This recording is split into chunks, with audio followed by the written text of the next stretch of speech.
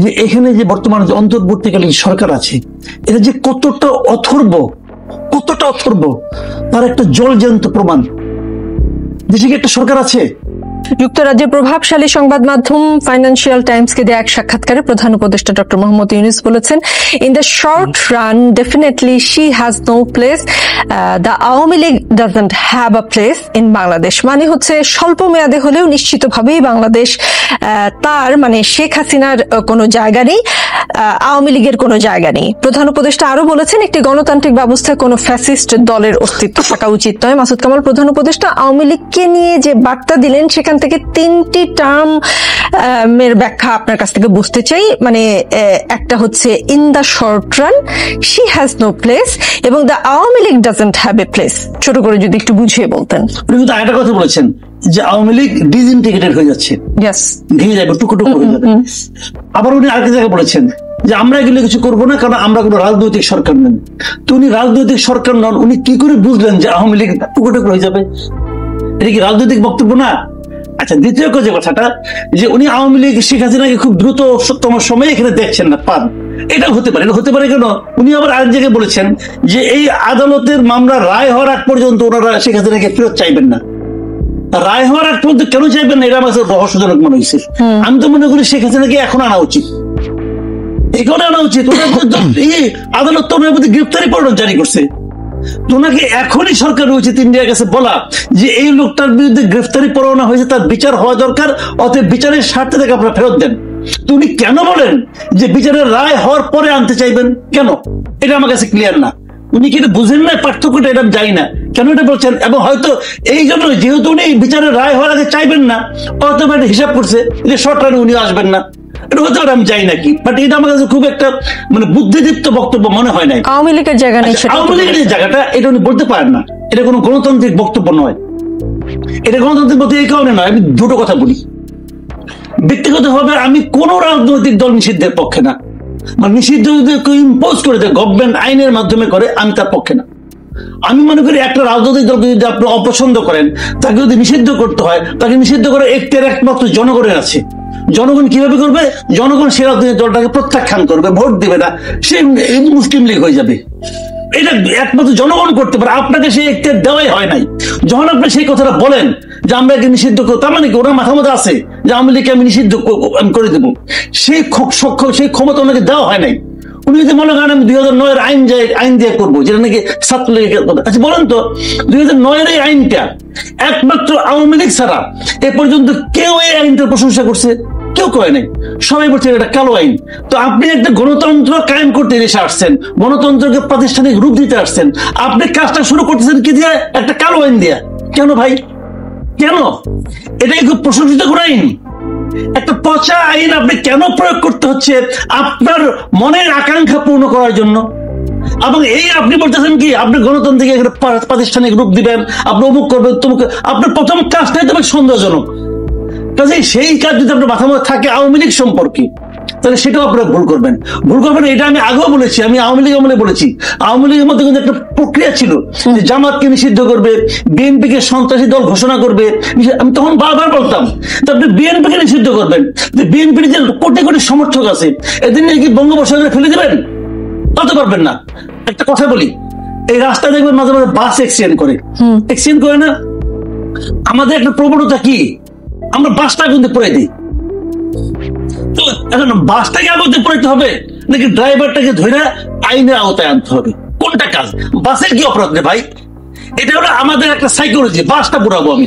তো এখানে একই জিনিস, বাস পড়ানোর সাইকোলজি থেকেই মনে হয় মাসুদ জাতীয় পার্টির অফিসও নাই। আপনি ওই ব্যক্তিকে নিষিদ্ধ করেন, ওই ব্যক্তির বিচার করেন, এমন বিচার করেন যাতে নাকি আর কেউ এই ধরনের আচরণ করার সাহস না। জি, বৈষম্য বিরোধী ছাত্র আন্দোলনেরই কথা। তারা বলছে জনতা আগুন লাগিয়েছে। আপনিও কি মানে জনতার আগুনটাই দেখেন কিনা জাতীয় পার্টি লাগিয়েছে? তারা তো মানুষ, তাই না? হাত পা আছে, জনতাই তো, সবাই জনতা। যাদেরটা লাগিয়েছে তারাও জনতা। এই জিনিসটা হলো জানেন, টোটাল জিনিসটা হলো যে এখানে যে বর্তমানে যে অন্তর্বর্তীকালীন সরকার আছে, এটা যে কতটা অথর্ব তার একটা জলজ্যান্ত প্রমাণ। দেশে কি একটা সরকার আছে? আপনি আমাকে এই কথাটা জবাব দেন। একটা সরকার যদি থাকে, আমি একজনের বাড়িতে যে আগুন ধরাই দিলাম, ধরাই দিয়ে বললাম ও ফেসিবাদের দোষর, অতএব তার বাসায় আগুন ধরাই দেওয়ার আমার অধিকার আছে। তা আমাকে থামাবে কে? কে থামাবে? কার থামানোর কথা? ওনাদেরকে দায়িত্ব দেওয়া হয়েছে কেন? ওনাদেরকে মন্ত্রণালয় দেওয়া হয়েছে কেন? ওখানে বসে বসে ঝিমানোর জন্য? এই প্রশ্নের কোনো জবাব আছে? ঝিমাচ্ছে, তাদের কোনো রিয়াকশন দেখছেন?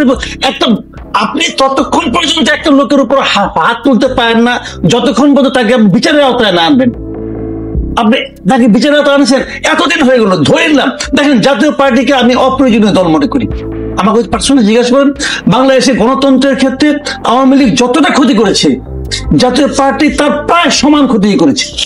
বরং যে আমি কিছু কিছু ক্ষেত্রে বেশিও বলি।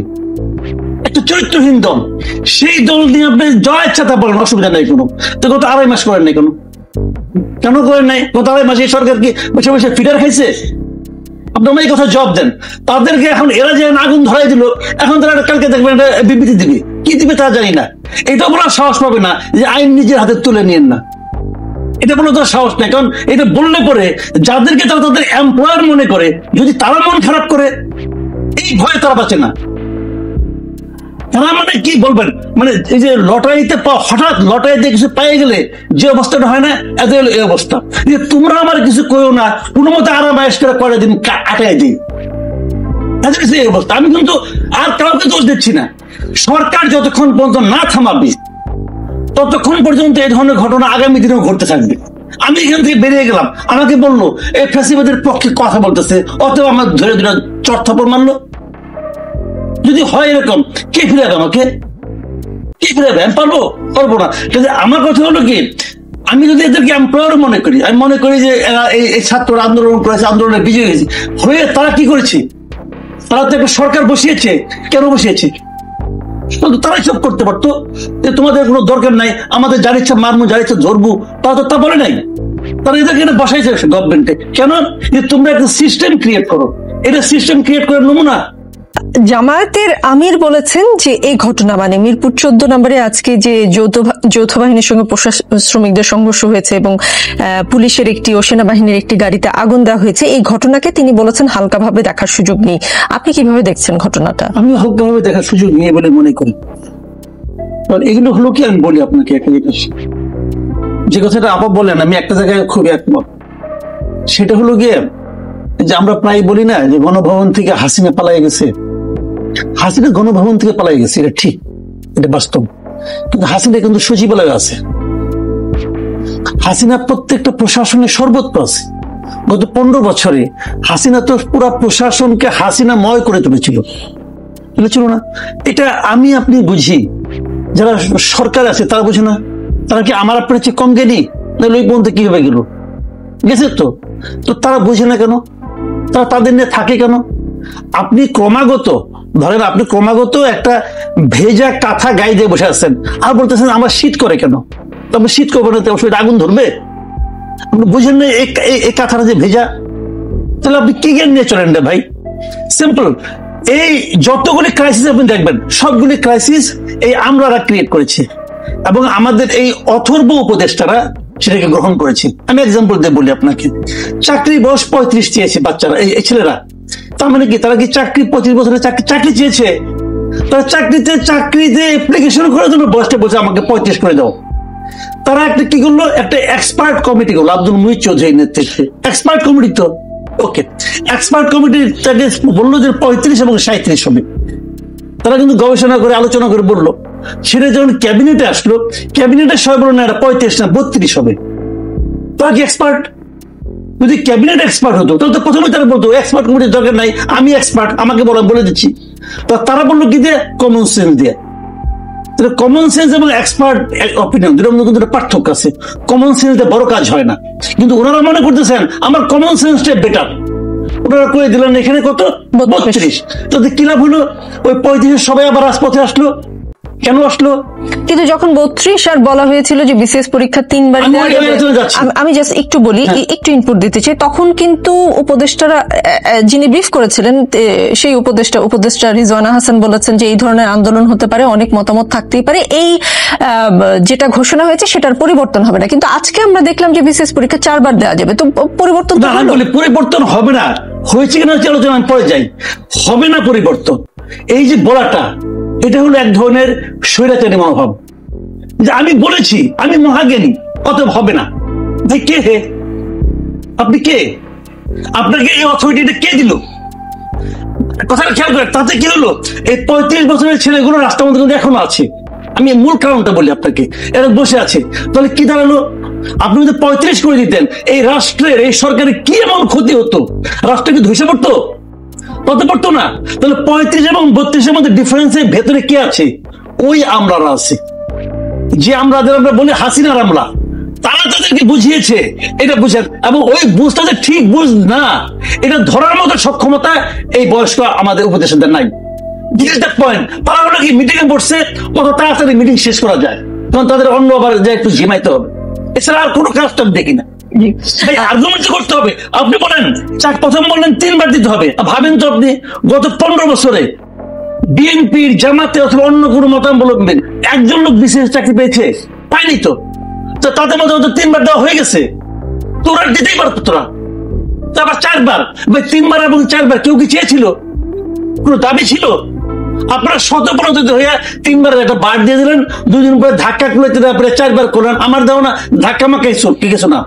এই উপদেষ্টাদের কোনো জন আত্মীয় হতে বলছে যে খালু আমার তো দিলেন না, আমার তো 3 বার হয়ে গেছে, আর তো পারবো না, আরেকবার চান্স দেন। হয়তো ঠিক আছে, দাও তোমার, এটা আমি 4 বার করে দিচ্ছি। এইগুলি হয়।